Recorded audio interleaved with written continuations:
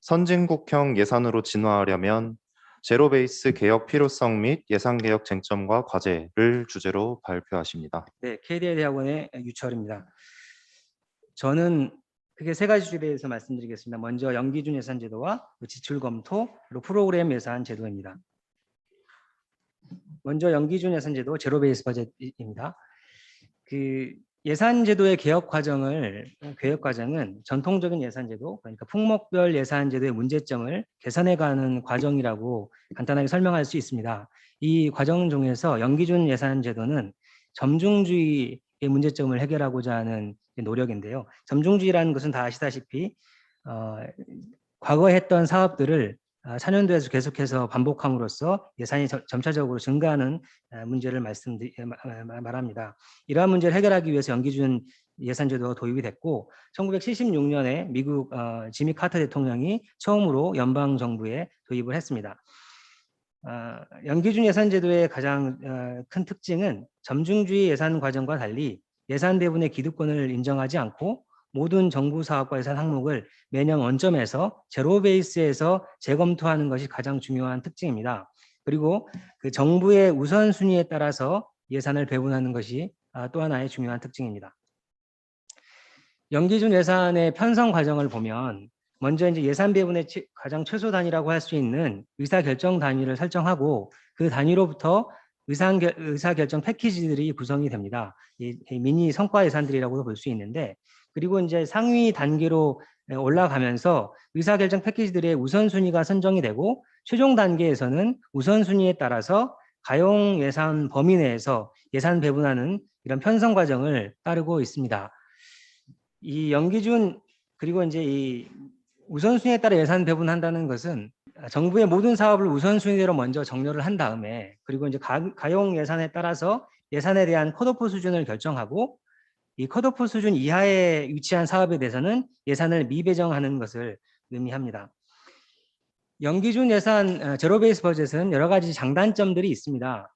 먼저 장점을 말씀드려보면 성과와 무관하게 관연도 사업을 반복하는 점중주의적 예산 관행을 극복할 수 있다는 것이 중요한 장점일 것이고 저성과 사업 및 우선순위에 부합되지 않는 사업에 대해서는 효율적인 구조조정을 통해서 재정 여력과 예산 여력을 확보할 수 있다는 것이 또 하나의 중요한 장점입니다. 그리고 사업 효과 및 성과를 향상시킬 수 있는 점이 또 하나의 장점이라고 말씀드릴 수 있겠습니다. 연기준 예산 제도가 저희 나라에 이제 주는 시사점이라고 보면 저희가 1981년에서 82년에 연기준 예산 제도를 부분적으로 도입한 적이 있습니다. 일반 회계 예산 규모 9조 원에 대해서 약 2천억 원, 2.2%에 해당하는 예산을 삭감한 적이 있습니다. 그런데 이제 이런 연기준 예산 제도를 현재 적용할 때 생각해 볼 수 있는 방법은 정부 사업을 제로 베이스에서 검토하고 또 이제 재정 여력을 확보하고 우선순위에 따라 예산 배분한다는 연기준 예산 제도의 그 핵심 목표는 유지하지만 실제적인 운영은 최근 OECD 국가들이 도입하고 있는 포괄적, 전략적 지출 검토와 연계해서 활용할 수 있을 것입니다.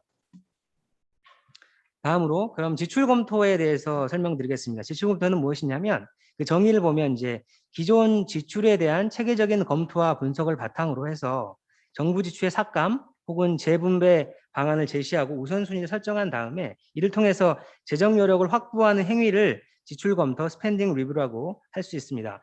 그 중에서 특별히 전략적 심사와 포괄적 심사에 대해서 강조를 드리고 싶은데 전략적 심사라는 것은 정책 목표와 성과의 관점에서 재정사업의 우선순위를 재결정하고 이를 통해서 이 효과가 없거나 우선순위가 낮은 사업에 대해서는 과감한 지출 구조를 조정하는 것을 의미합니다. 그리고 포괄적 심사라는 것은 예산 절약을 위한 이제 광범위한 지출 검토를 의미하는 건데 정부 총 지출의 20에서 100%까지 그 대상으로 지출 검토를 할 수가 있습니다.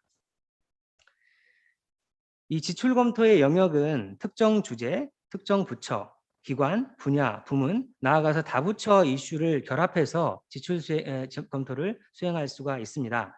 최근 동향을 보면 2008년에 이제 금융위기로 촉발된 재정위기에 대응하기 위해서 OECD 국가들, 특히 이제 유럽 국가를 중심으로 기존 재정 사업에 대한 구조조정이 확대가 되었는데 이 과정에서 주로 사용된 수단이 지출 검토입니다. 그래서 2018년 현재 보면 OECD 27개국이 지출 검토를 활용하고 있고, 이제 일시적인 과정이라고 보다는 매년 또는 3, 4년에 한 번씩 지속적으로, 우리 정기적으로 활용되고 있는 제도입니다.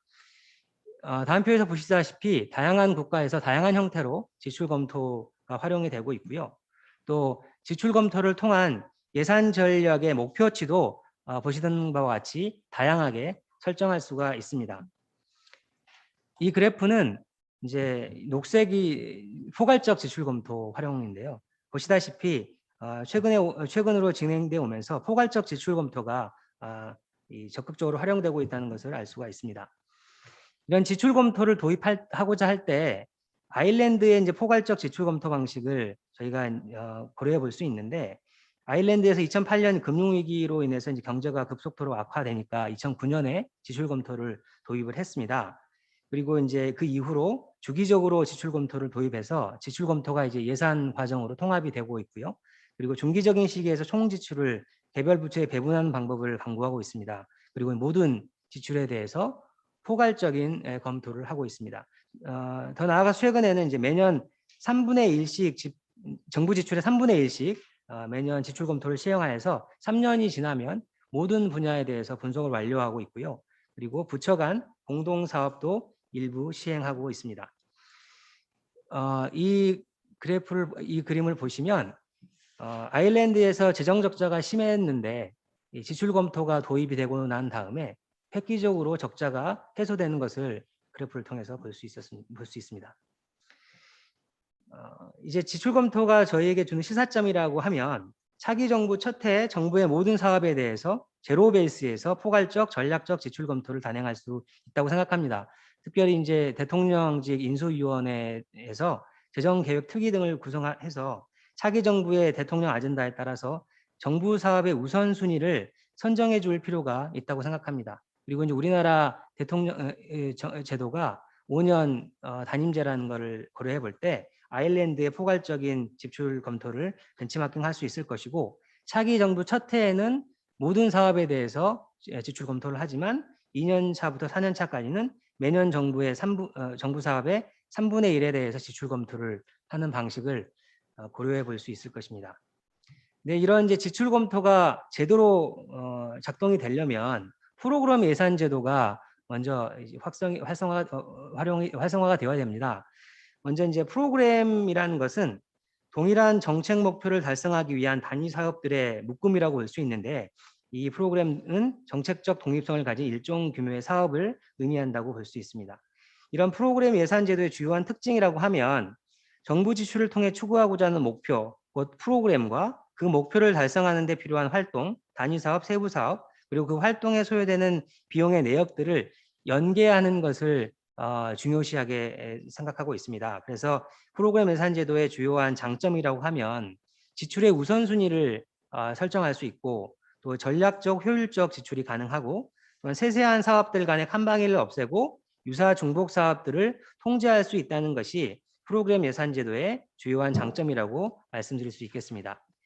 이 프로그램 예산 제도는 구성은 저렇게 될 수 있고, 프로그램 예산 제도가 저에게 이제 미치는 시사점이라고 하면 노무현 정부에서 다양한 예산 개혁 조치들이 도입이 됐습니다. 그러한 예산 개혁 조치들이 제대로 연계돼서 작동하기 위해서는 프로그램 예산 제도가 역할자로서 중요한 역할을 해야 되는데, 현재 상황에서는 프로그램 예산 제도 본래의 목적이 달성되지 못하고 있습니다.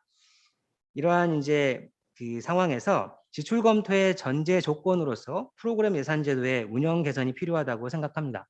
예산 결정 과정이 전반적으로 전략적 재원 배분이 가능한 단위에 초점을 맞춰야 되는데, 그 단위가 프로그램이라고 말씀드리고 싶고, 이 프로그램 예산 제도를 통해서 프로그램과 결과가 명료하고 전략적으로 연결된 예산 구조의 체계화가 지출 검토의 전제 조건이라고 생각합니다.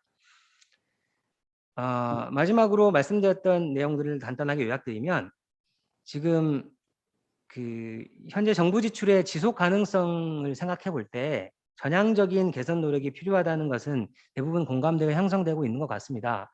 그런 상황에서 제로 베이스에서의 개혁을 저희가 과감하게 도입해 볼 필요가 있습니다.